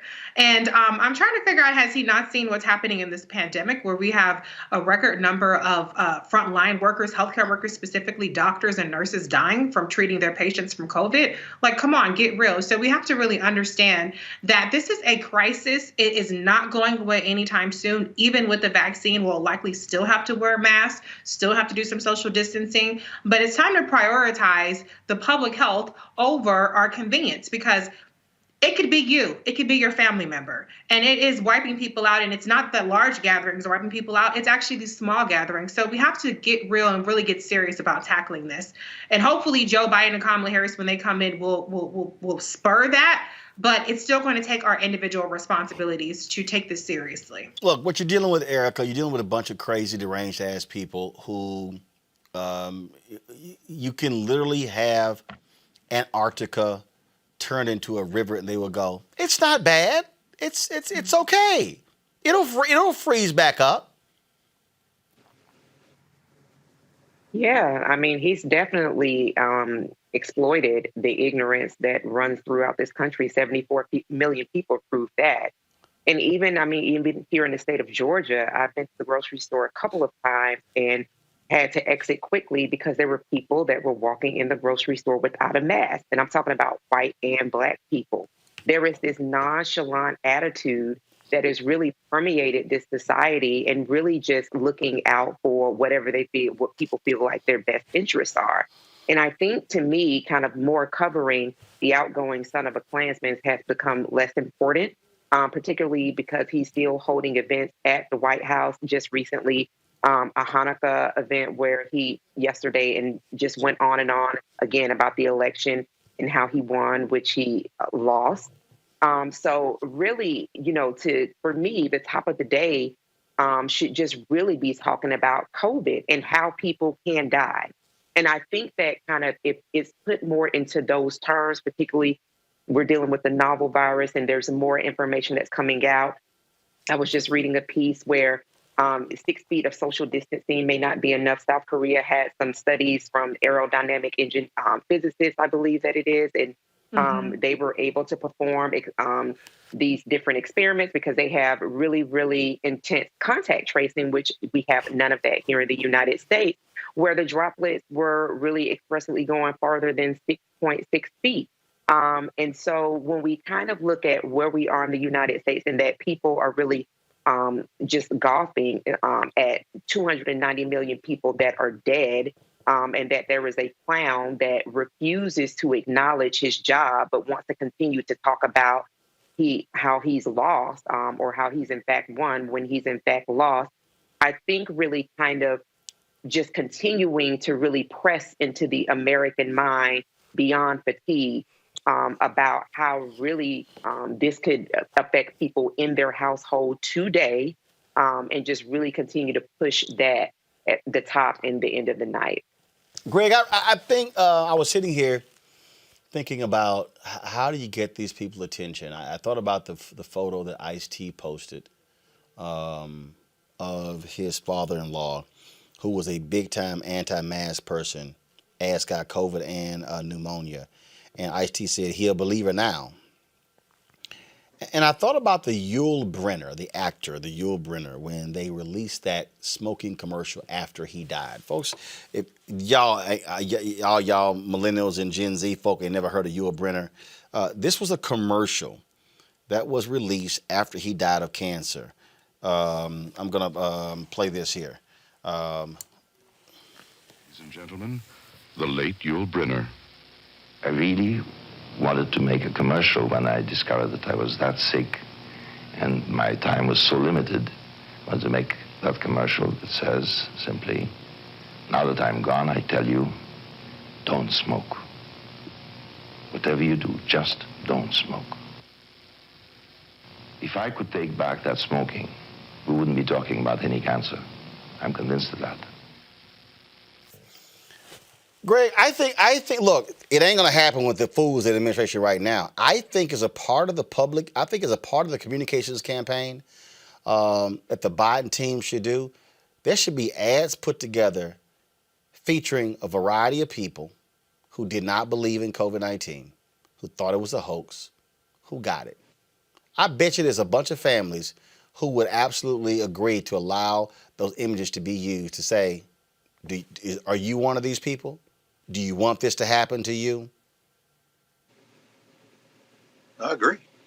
I think it won't convince any of the white nationalists, though, because white Jesus is going to help them. They are invulnerable to it, and I'm talking about the white Jesus who comes to earth wrapped in the American flag, the one that Mike Pence is talking about, almost like a superhero who's immune to COVID. And I'm mocking them very purposefully. I'm mocking them because they represent the unpersuadable. You can show them anything. And so what I think is going to happen, and I think we all probably know this is what's going to happen, after January, when the Biden-Harris administration has been installed, is in power, you're going to see a rollout that will include those kind of things. It's going to be a massive rollout. There's going to be all types of things that will emerge to try to get us through this together. And there's going to be cooperation in the states with Democratic governors or Democratic legislatures. And there's going to be widespread Jesus wrapped in the American flag opposition from those same states with attorneys general that are going to the Supreme Court saying overturn the election. And there's going to be the continuation of the soft Civil War. And by the way, parenthetically, I think that Antietam was the reference to the Civil War battle in Antietam. Of course, everybody who died in the Civil War was technically American. But so I think that's number one. And number two, even as our hearts go out again to Dr. Cherry and to everyone, because, this is what the research is showing. Black people know somebody who is either in that situation or who are there in this situation ourselves. We know folks. The tsunami that is coming now as winter has entered the northern hemisphere is not only the tsunami of mental health as it affects the doctors and the first line providers, but mental health that is going to impact every human being in the northern hemisphere. Winter is coming now. And I'm talking to us, my beloved friends and sisters and brothers, all four of us, and everybody here. So turn that entertainment tripe off on Fox News. Yes. Because this depression that's hitting folks in the night, in the daytime, you can't touch nobody, can't talk to nobody. This thing is going to get worse by the week. And this is a true tsunami. And talk about something we're not talking about. That's not even talked about at all. Mm-hmm. Great point there. Real quick before I go to a break, to see these ignoramuses from these other states stand behind Texas Attorney General, to me is crazy. To me, it's unbelievably crazy. And what's even more hilarious, 106 House Republicans signed an amicus brief saying overturn the election.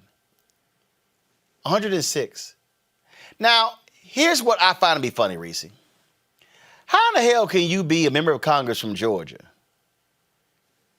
and Michigan and Pennsylvania and Ohio and say, overturn the results because voting irregularities, but you won. So all the votes in your race were cool, but it's the other race that was on the same ballot in your state that was bad. This is why, if you're Joe Biden, you can't trust none of these people. You can't sit down with these people. You can't take their word. These folks want to destroy democracy. They don't give a damn about the Constitution. They don't care about the rule of law. They don't care about norms and values. They have no principles. They are sick and demented, and you must treat them as such. Absolutely. And I think, though, that we have to keep in mind that even though these lawsuits are not likely to prevail, I can't imagine that the Supreme Court is going to even hear the case. I mean, it's on the docket, which, by the way, does not mean that they're saying that it has any merit or they're agreeing to hear it. It just means that it's on the docket because they have jurisdiction. But I think we do have to be very wary of the fact that these people are still in power, not so much the House Republicans, but these 18 attorney generals who have signed on to this brief to support the Texas Attorney General. These are the people and their Republican legislators that are going to be over things like redistricting. They're going to be the ones that are going to be pushing for more voter restrictions. The guy down there in Georgia, he wants to now make it such that the assembly appoints Secretary of State instead of it being an elected position. And so the Republican Party, they're not about democracy. They're about white nationalism. They're about white supremacy and white domination. And so they're willing to discard anything. And we're not out of the woods when it comes to that part. This election, it's over. It's done. Joe Biden and Kamala Harris will be inaugurated.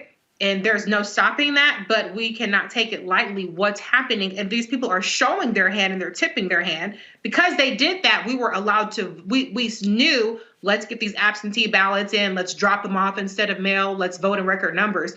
But we cannot let our guard down because these people are still going to be up to this no good activity for the next 2+ years. This is real simple, Erica. This is sedition. Mm-hmm. These people are modern day Jefferson Davises. Mm-hmm. They are. I mean, but these are people that do worship the Jefferson Davises, right? And then, this scenario makes me think about back in 2012, Republican governors who signed on to a lawsuit to ensure that Medicaid would not be expanded to their state. You're talking about a time when the global economy had melted down, 2008, 2009.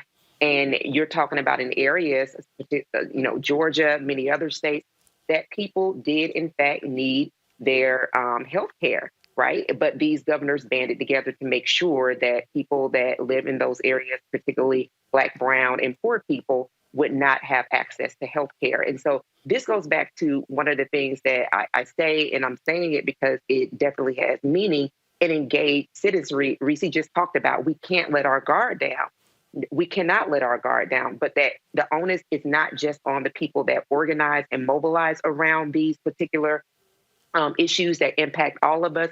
It is also on the people on the other side of these screens to stay abreast, to know how is it that they can be empowered, how can they use their voice, how can they plug in to make sure that when they see acts like this that are happening, because Republicans are good at one thing, they don't give up. So when people were asking about where's the Tea Party, well, honey, they just evolved. They never went anywhere. They just evolved and expanded. So the onus is on all of us. There were 435 seats that were up in Congress for this election. There will be 435 seats that will be up in 2 more years. But people have got to be engaged now. They've got to be engaged January 2021, and they've got to be engaged January 21st, 2021, and every day thereafter. The thing here, Greg, I don't trust none of them. None of them. And look, and if you're willing to be silent in the face of this, and again, I disagree with Pat Toomey on a whole lot, but he has been blasting the attacks on voting there in Pennsylvania. And these people, no, you're not going to be able to mediate, partner, call it bipartisanship, call it being collegial. No, these are people who care nothing about tearing up and destroying the nation, all because of the bruised ego of Donald Trump because he lost. They cannot be trusted. No. And Eric is right. This is only, Trump is not the cause. Trump is a symptom of this larger problem. Again, and people don't necessarily like to grapple with it, but I say it all the time. This is not a nation. It's a settler state with many different nations in it. And at key moments, it has glimpsed the possibility of peaceful coexistence. And at certain moments, usually when fighting a foreign enemy, either legitimately or not, a sense of unified identity. But it's really not a place where people imagine the thing in a common fashion. So what we're facing right now is the continuing move toward the confrontation with this very simple fact. It's very simple. See, when we hear, President-elect Biden talk about the Constitution, talking about reaching across the aisle, it's a fantasy. But the problem is that it was never a time in the history of this country when it wasn't a fantasy. And so what you have, the Republicans who will not acknowledge that Biden-Harris won are held hostage by their voters. In the 240-some year game of hot potato between the political parties, the GOP now has the hot potato. In order to win any more elections, they have to hold that potato. So they're really acting in the only way they have left to them. Finally, the question of these lawsuits to me is very encouraging. I'm encouraged by these things because what it really does is it reveals the thing that we're going to have to face sooner or later. When the Attorney General of Ohio says that you don't have original jurisdiction, the Attorney General of Georgia, Republicans, say you don't have original jurisdiction, they're bringing up a point of law. Texas doesn't have original jurisdiction. The Supreme Court really was set up in some ways, and I was reminded this by a brilliant lawyer and law professor who was telling me this today. The Supreme Court was really set up to mediate disputes between the states. So original jurisdiction for the Supreme Court, meaning that's where you go to file the case originally, their jurisdiction comes when there are conflicts between the states. This is not a case of original jurisdiction. They have appellate jurisdiction when it comes to disputes on elections because its disputes on elections go through the state courts. So Texas doesn't have standing to file this. I'm very much looking forward to seeing what the court does. Yep. If they issue a ruling or an opinion that's longer than a paragraph, they have revealed yet another layer to the fiction that is the United States structure, which is you're willing to even entertain this on the merits. I am really looking forward to seeing what happens because some of those amicus finally that were filed today include friends of Clarence Thomas, Danford, friends of Alito, Christine Todd Whitman signed on. I'm reading through some of the amicus language, and I'm fascinated about the fact that these people are willing to throw away the entire concept of America, or better yet, willing to reveal that was always fictional. It's only what human beings agree to and consent to together that makes a thing real. This is all words on paper until enough people agree to make it real. Folks, gotta go to a break when we come back. Update on the case of the man shot and killed in Columbus, Ohio, and crazy-ass white woman. You know she crazy. And we got one for you. I'm Roland Martin Unfiltered. I think what still impacts and what creates change is when we mobilize. When we say we're not powerless, and if I get with you and you and you, and all of a sudden it's 10 to 20 to 100 and 500 and 2,000 and 5,000, all of a sudden you have mobilized people, that creates that voting power. And then when you throw somebody out, it catches their attention real quick. But not only just that, they have to know what it is that they're standing for. Because if you have friends that talks politics, then of course we're having a decent conversation and I'm being educated at the same time. But if my group of people are not talking about that, then I still don't know. So I can unite with you, and then I'm making sure that you have the voice, but what if you don't have the courage to speak? So you're still getting a group of people together that don't know how to do nothing.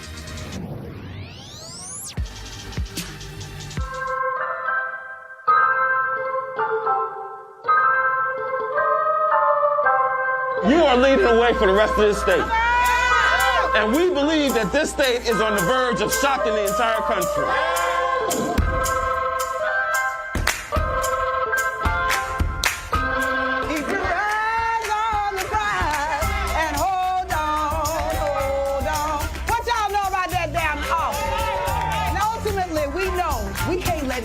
turn us around.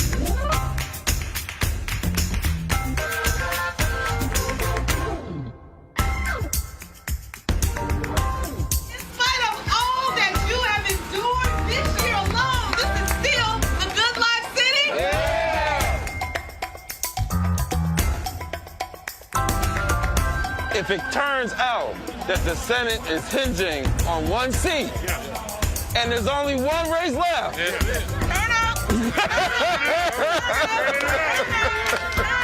that's right. This will literally be the epicenter of the entire country, right? So we ready. Music has an ability to be able to help us feel connected. And that's because music has a way of speaking for the spirit. And it is the spirit we're going to change this country with. It is going to be standing in a space of our power and in the fullness of our spirit of love and the spirit of humanity. That is what's going to transform America. Someone sent the message that I didn't smile the whole time I was speaking. They're like, that's so unusual. Not to see you smile. You look worried. I was being serious, guys. Okay. My name is Linda Thomas Greenfield. I have been nominated to be the next U.S. Ambassador to the United Nations. The United States is a beacon of hope for many people around the world. That light dimmed over the past 4 years. The light didn't go out completely, but we were not there when people needed us. You cannot bring about global change alone. You need your allies, you need your partners, you need your friends. During my 35-year career, I am most proud of the fact that I have developed relationships with people. You develop relationships by having people over to your home and teaching them how to make a famous American Louisiana dish, gumbo, and that's how I came up with gumbo diplomacy. As an African American growing up in the segregated South, my presence will represent something to a large number of people across the United States. I'm getting messages from people in Louisiana who are so extraordinarily proud that a girl from the segregated South actually achieved a position of this importance in the cabinet. Multilateralism is back. Diplomacy is back. Democracy is back. America is back. Let's go to Columbus, Ohio, where the Justice Department Civil Rights Division and the FBI are now investigating the death of 23-year-old Casey Goodson Jr. Goodson was shot and killed by Sheriff's Deputy Jason Meade last Friday while returning home from a dentist appointment and picking up some sandwiches. Sheriff's Deputy Meade and Goodson's family members who say they witnessed the shooting reported two different accounts. Meade, who wasn't wearing a body camera, said Goodson drove past him while waving a gun at him. Meade says he then confronted Goodson, and when Goodson got out of his vehicle, which was parked in front of the 23-year-old's home. A witness says they heard Meade command Goodson to drop his gun, and when he didn't, Meade shot him multiple times in his torso. However, Goodson's family says he wasn't holding a gun. Instead, he was holding a sandwich when he was shot. They also say he wasn't shot outside of his home. He, however, was shot inside, right in front of his grandmother and two toddlers. On Wednesday, an Ohio coroner stated preliminary information indicated Goodson's death was a result of a homicide. Goodson's family is now demanding the deputy be charged with murder. Let's go to Minneapolis, folks, where today the Minneapolis City Council unanimously approved the budget that would shift $8 million from the police department to mental health teams, violence prevention programs, and other initiatives. However, the city voted to keep police staffing in place in order to avoid a possible veto. Mayor Jacob Fry threatened to veto the entire budget if the county went ahead with this plan to cap police staffing, stating the city has seen soaring crime rates since the death of George Floyd. This vote comes as many activists have been calling for the defunding of police departments across the nation. Many people believe this is a start to helping Minneapolis become a safer city for people of color. And also speaking of that, a panel comprised of experts from around the country recently released a report recommending the immediate release of Mayan Burrell. Burrell is a 34-year-old black man who spent nearly 2 decades in a Minneapolis prison for a crime he says he didn't commit. Burrell was just 17 years old when he was convicted in 2002 for allegedly killing 11-year-old Taisha Edwards. Edwards was hit by a stray bullet that hit her in the heart while she was doing homework at her home with her sister. The Hennepin County DA's office initially stated Edwards' murder was a result of a gang-related dispute Burrell was involved in. However, The panel's recent findings highlight Minneapolis police negligence and several inaccuracies in their investigation. Burrell's case is slated to be reviewed by the Minnesota Board of Pardons next week. All right, folks. You know what time it is. No charcoal grills are allowed. I'm white. I got you, bro. Illegally selling water without a permit on my property. Whoa! Hey! You don't live here. I'm uncomfortable. I'm always amazed by the white folks who think that they have superhuman powers and COVID somehow is not going to impact them. You can really find these people at Donald Trump rallies, like this one in Georgia. We don't have the vibrational frequency to host that virus. And I taught her that. So if you don't have that vibrational frequency right here, you're not going to get it. Yeah.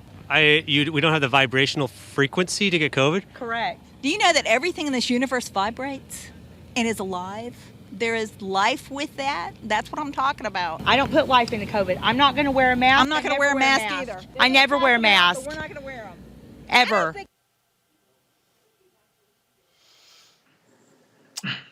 Okay, I want y'all to play it again. I want y'all to see how proud this woman is. I taught her that. I saw that. Press we don't play. have the vibrational frequency to host that virus. And I taught her that. So if you don't have that vibrational frequency right here, you're not going to get it. Yeah. Reese, I taught her that. I got her looking sounding dumb as hell. And what is her medical training? What's her scientific training? Okay, y'all gonna be out here listening to your homegirls and be dead as a doorknob. Y'all need to quit playing with this COVID. Y'all's president got the COVID.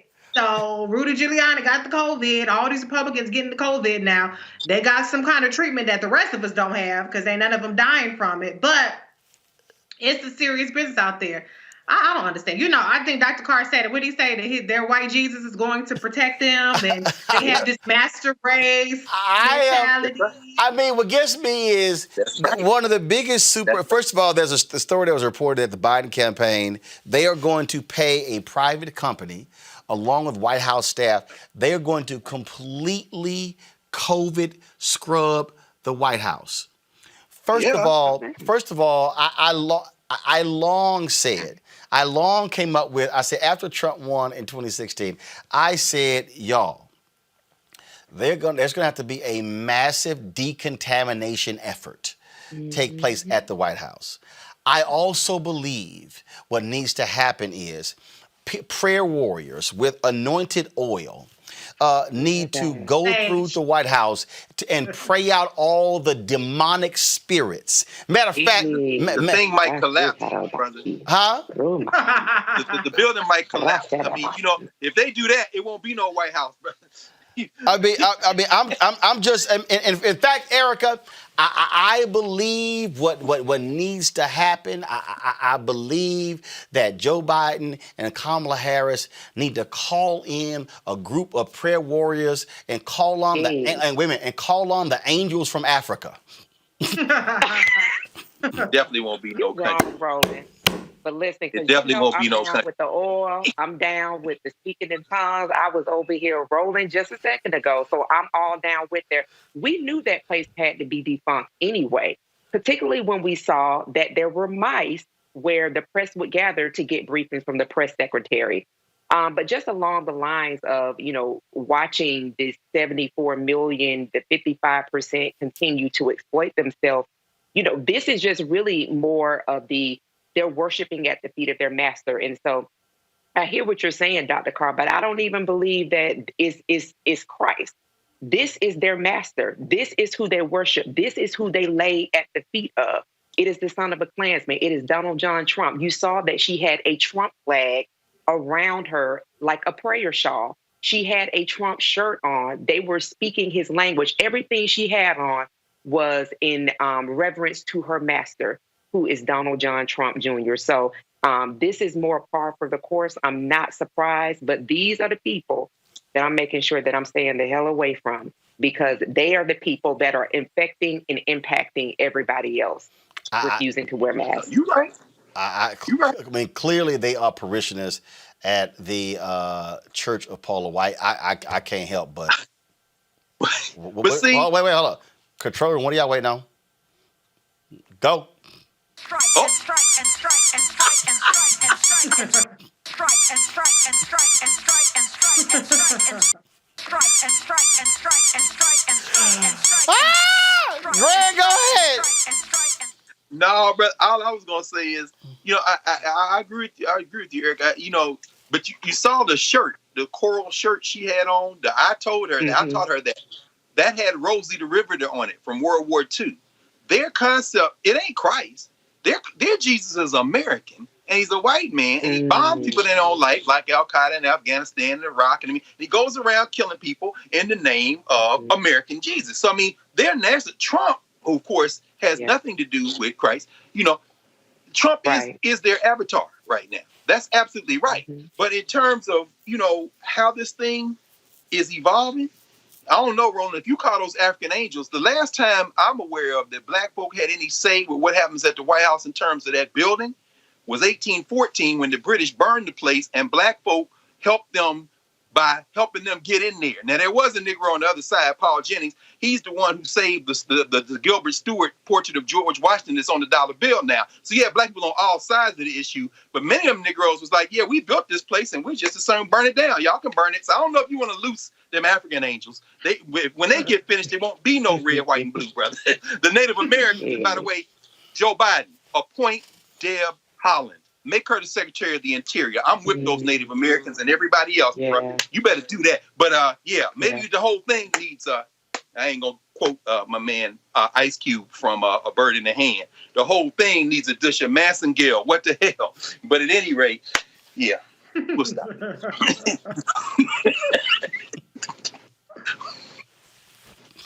I'm just saying. Clean it up. You're gonna clean it. Great. I wasn't expecting that. I wasn't expecting that. Oh, really great.